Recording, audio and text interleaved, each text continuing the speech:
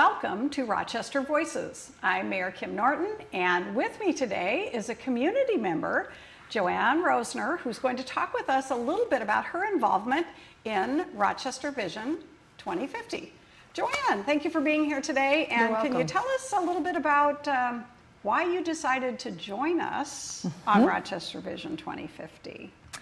I was really thrilled and honored to be asked. I think it's an absolutely great initiative. I think too often people will sit back and talk about what should be done, but that voice never gets heard.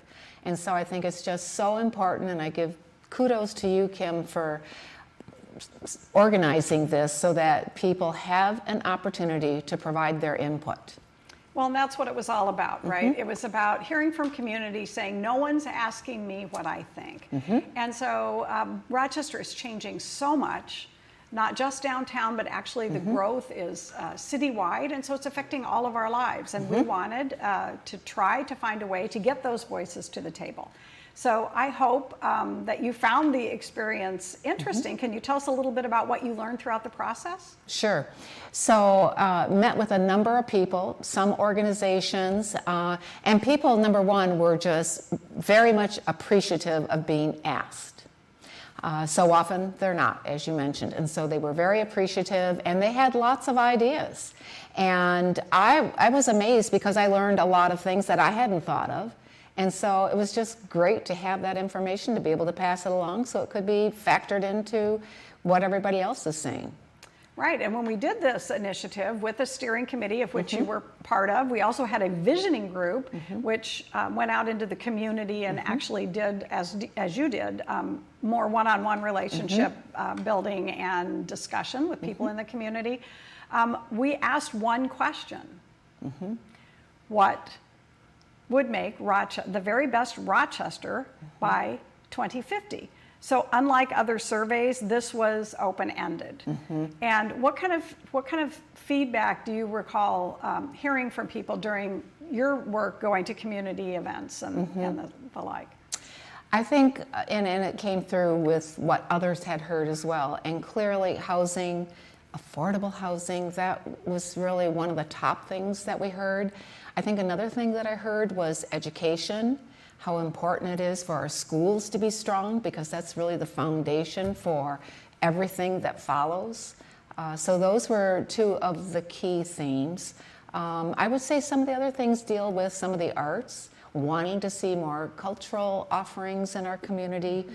Those ranked high as well. People are appreciative of having parks and more green space, and are worried about some of the expansion and that it is taking away some of the green space. So finding ways to preserve that at the same time that we're able to expand with some of the buildings. I appreciate that, and I just spent a little bit of time looking at the sustainability section because some of our members, like you from the steering committee, really dug into certain areas, as you mentioned, and dug a little deeper to find out what people really wanted, and I just did that on sustainability, and I'll be working on the cultural arts section for the next city council meeting. Great. But I was impressed with the thought that people put into this about sustainability. What did they want to see? What did they hope for in the future? And so we're sharing that. That's one of the things I think is worth mentioning. The information that we gathered is going to be shared with the community. And I'm hopeful that even going back to some of those clubs that you met with, and sharing the outcomes might be something that would be necessary. What do you think about that? Yeah, I think that's really important because so oftentimes surveys happen, people give input, and then they never hear anything back. And so that's a problem. We need and we owe them being able to give that feedback.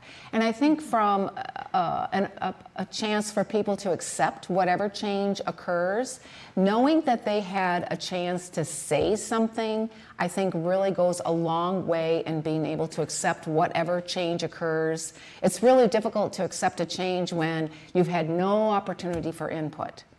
So if you recognize you've had an opportunity and you gave input, even though your idea may not have made the top list, at least you know other people contributed ideas, and those ideas are what we're seeing. Absolutely, and that was the hope of Rochester Vision 2050. I want to thank you for your participation as a steering committee member, and we'll be doing all we can to share this information with the community, to let folks in the community have an opportunity to see the results, and hopefully see the City Council and the administration move forward using your input to make Rochester a better place to live. So thank you for joining us, Joanne. Thank you for the community, for your input, and we look forward to seeing you again next time.